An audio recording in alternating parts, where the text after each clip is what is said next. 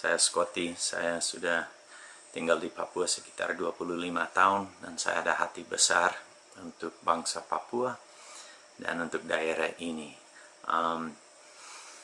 Saya sudah pernah buat video kerja kutukan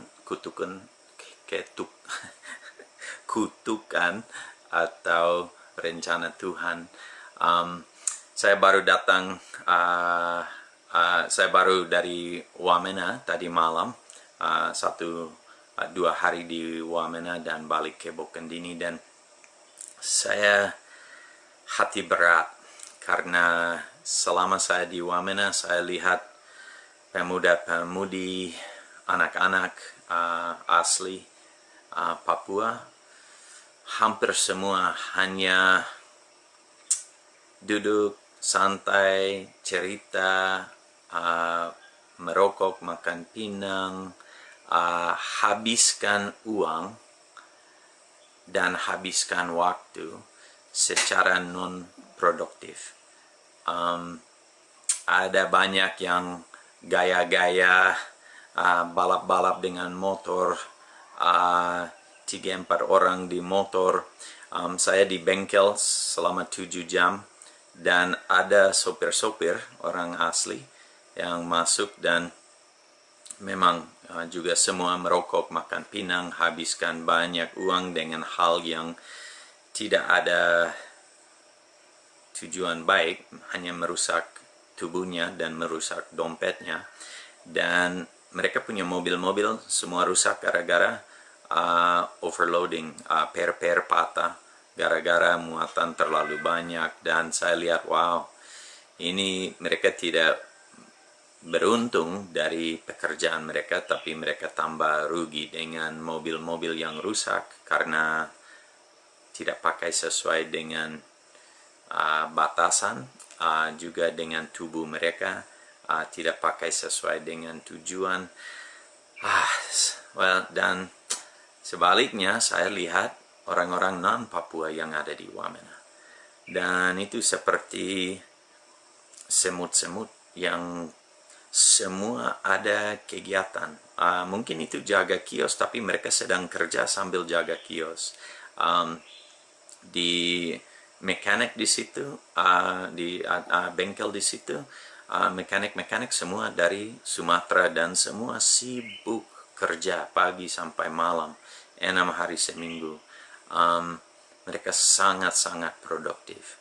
Dan saya ada berpikir, kenapa ada perbedaan ini?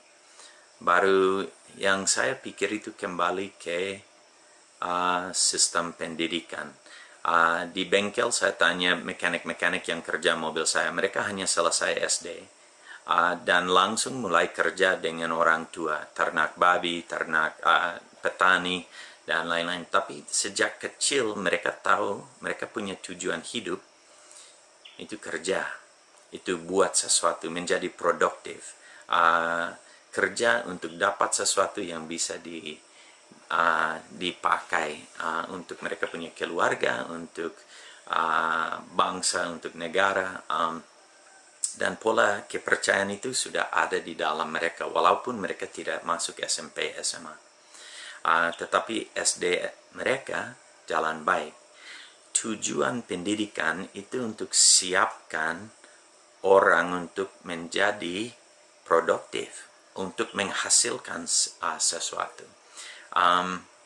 Kita diajar on time, kita diajar untuk bertanggung jawab, untuk berintegritas, untuk jujur, untuk rajin, untuk disiplin diri, untuk mengkontrol emosi. Hal-hal ini semua diajar dalam segala macam pendidikan di dunia, walaupun itu sekolah formal atau sekolah non-formal. Nah, dulu di Papua ada sekolah non-formal. Itu anak laki-laki ikut bapak dan om dan kakak dan belajar kerja, belajar budaya, belajar semua hal yang diperlu untuk menjadi anggota produktif di dalam dia punya suku, fam, dan daerah. Anak-anak perempuan ikut mama-mama dan tante dan kakak perempuan dan belajar untuk menjadi seorang produktif. Tetapi sejak Otsus sistem pendidikan di Papua sudah hancur dan tidak jalan. Baru anak-anak tidak ikut, mereka punya orang tua, keluarga lagi, tapi di sekolah juga, sekolah tidak ada kegiatan. Jadi anak-anak belajar apa? Mereka belajar malas, mereka belajar tidak usah bertanggung jawab, mereka belajar hanya main-main. So, mereka ke sekolah tidak ada guru, jadi mereka ke kali, mandi-mandi, main dengan teman, dan main sepanjang hari. Baru kenapa kita bisa kaget pada waktu mereka menjadi pemuda sekarang, umur 15 sampai 30, dewasa muda, mereka juga tidak tahu kerja dan tidak mau kerja. Mereka hanya mau main dan mau cari jalan yang paling gampang. Karena sistem pendidikan non-formal tidak ada lagi di daerah-daerah kami. Baru sistem formal juga gagal total. So anak-anak bebas untuk ikut mereka punya mau. Apa yang ada sekarang lanjut, masa depan Papua akan seperti apa? Ada banyak migran yang datang dan mereka siap kerja dan usaha. Sambil kami siapkan generasi orang-orang asli di sini yang tidak akan kerja. Kita harus berpikir baik-baik mengenai ini, karena ini masalah besar. So, bukan tujuan saya untuk menjelekkan, saya sebagai orang luar ada pendapat dari luar.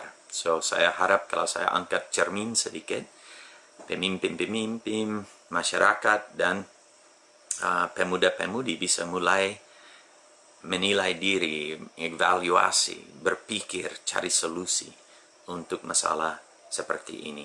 Menurut saya lebih baik semua sekolah yang tidak jalan tutup saja, anak dikembalikan ke orang tua dan mereka kerja dengan orang tua. Baru mereka akan menjadi anggota-anggota rakyat yang sangat produktif untuk masa depan Papua. Tetapi kalau tanya pemuda, remaja sekarang mau jadi petani, tidak, harus keringat, itu panas, mereka tidak mau kerja.